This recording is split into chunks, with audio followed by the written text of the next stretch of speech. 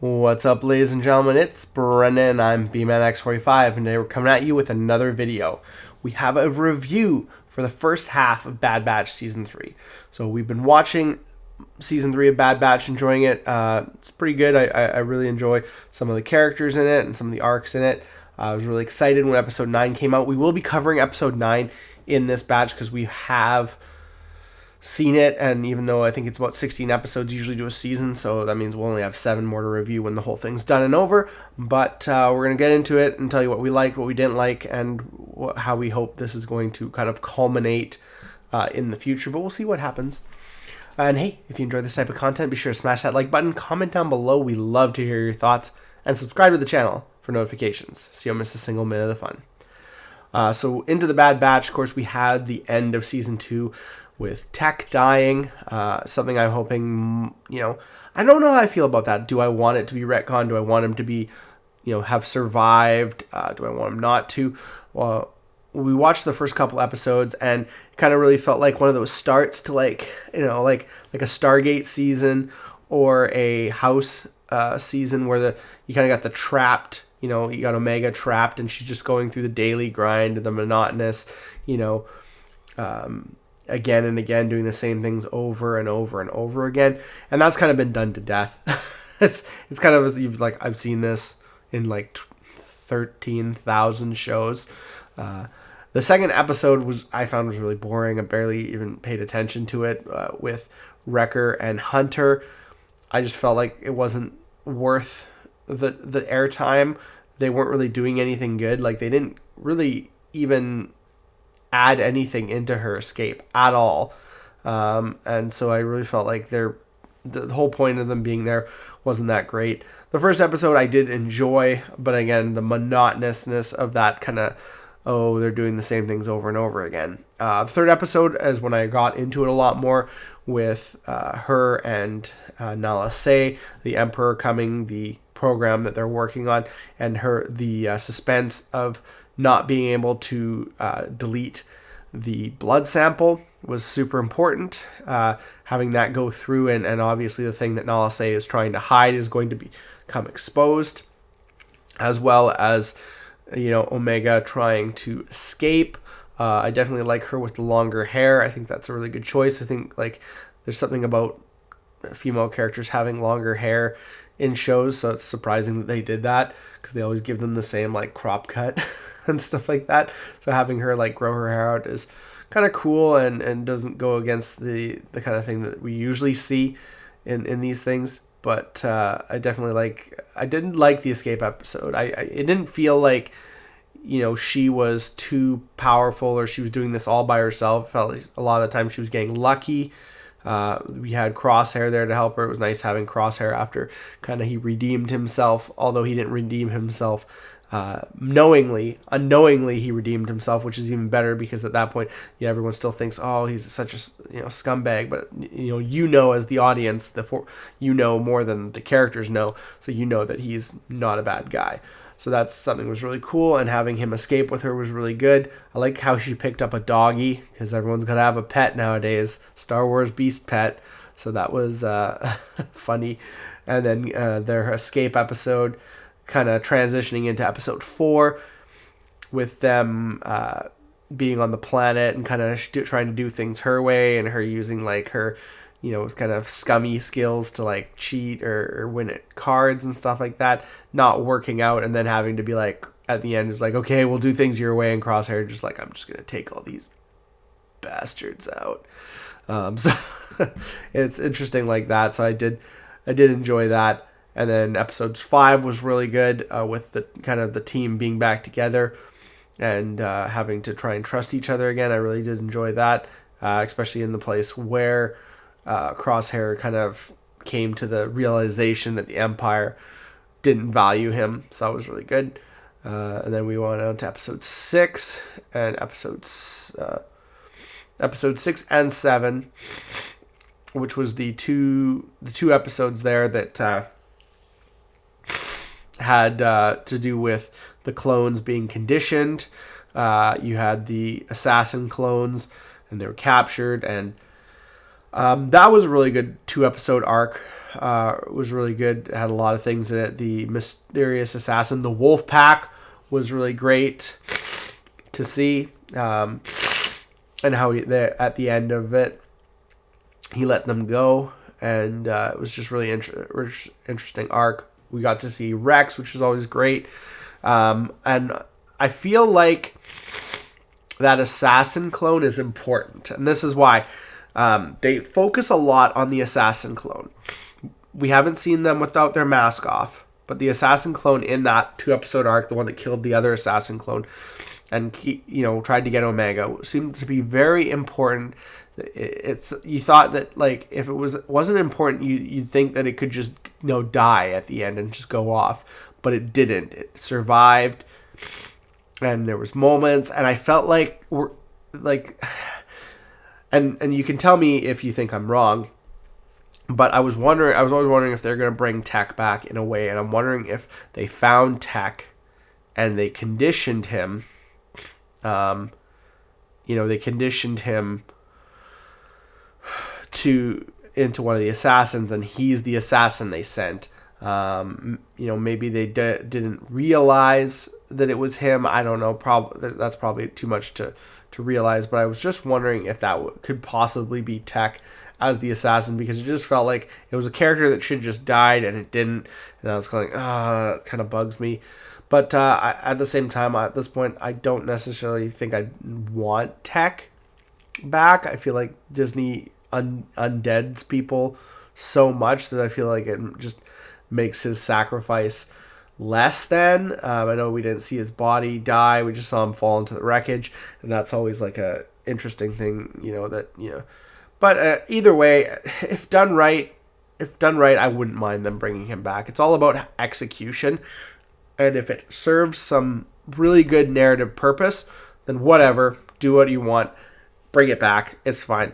But when it doesn't serve a really good purpose and it's just there for shits and giggles, then I feel like it's a bad idea and you should just leave things the way they are. So we'll see what goes on if that assassin from that 2-episode arc had any real value or is just a filler character. But I feel like they focused a little bit too much on it, and if it was just a generic assassin, it should have just died.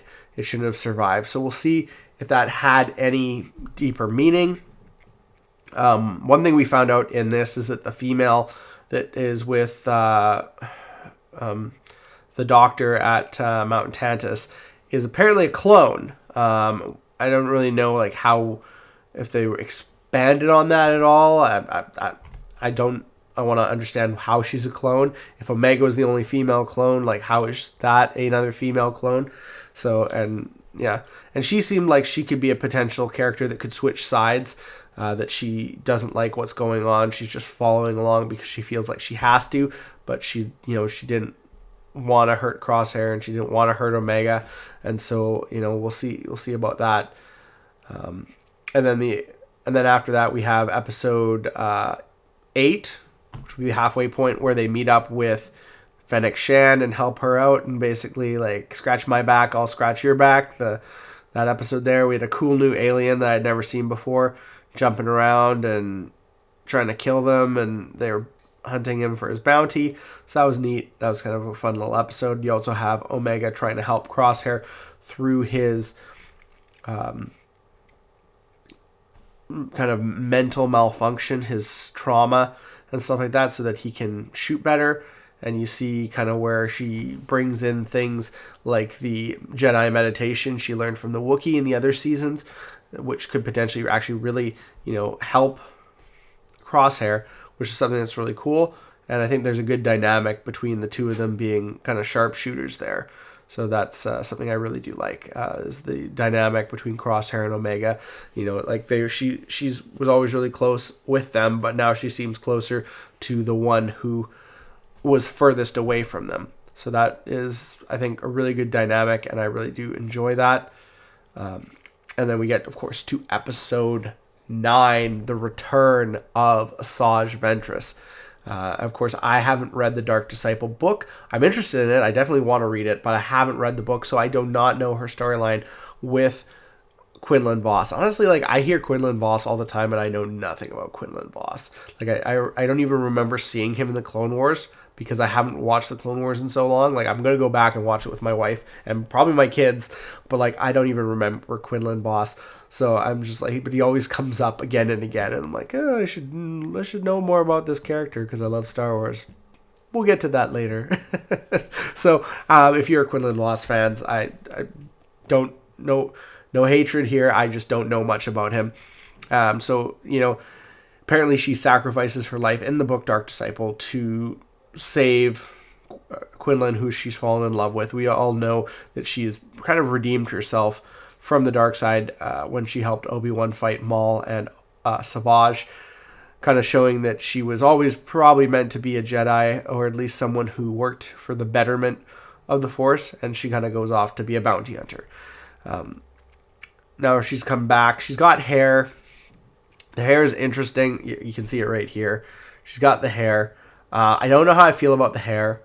I don't not like that she doesn't have, or I don't not like that she's not bald. I just don't know how I feel about this particular style.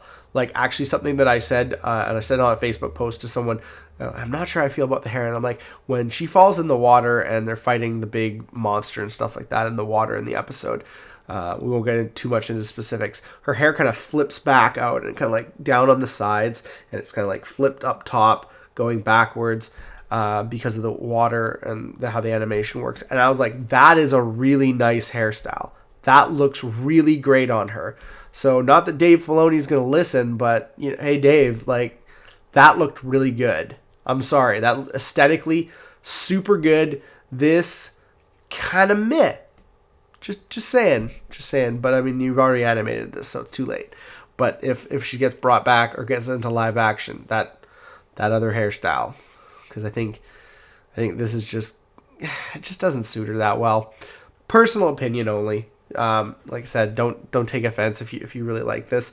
I like that she has a yellow lightsaber. That's kind of cool. My questions are, where did she get it from? Again, I didn't read Dark Disciple, so if Dark Disciple explains all that, my bad. But yeah. So, did like the yellow lightsaber, liked her kicking the clones' butts.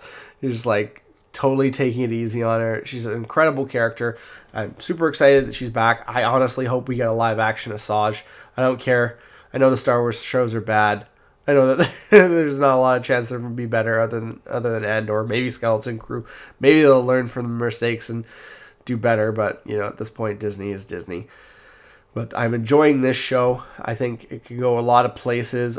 Hey, look, Imperial Guards, Imperial Royal Guards, not Praetorian Guards, not shitty Last Jedi Guards. The cool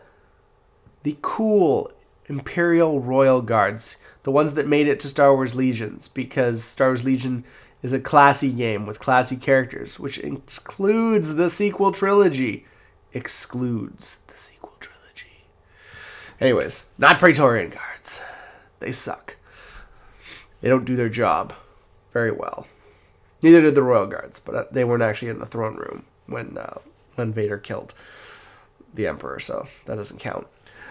They did a good job up to that point. But I digress. So that is the review. I'm enjoying it. I think it's really great. I think Asajj back being is really great. I don't mind. I know that she died in a certain way, but they kind of left it open apparently in the book. So they kind of, again, they used good story building to make it that if she did come back, and she uses a line at the end of the episode, I have a few more lives anyways, which hints to the fact that she might be on borrowed time. Something's going on, so there could be a bigger overarching story there, and that could be worth an exploration in a show of its own or as a side character in another show.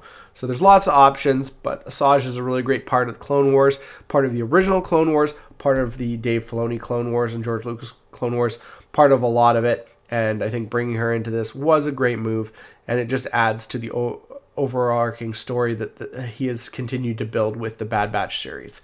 But let me know your guys' thoughts down below. Tell me what you like about this. Tell me if you don't like it. Tell me, are you happy Asajj back or not?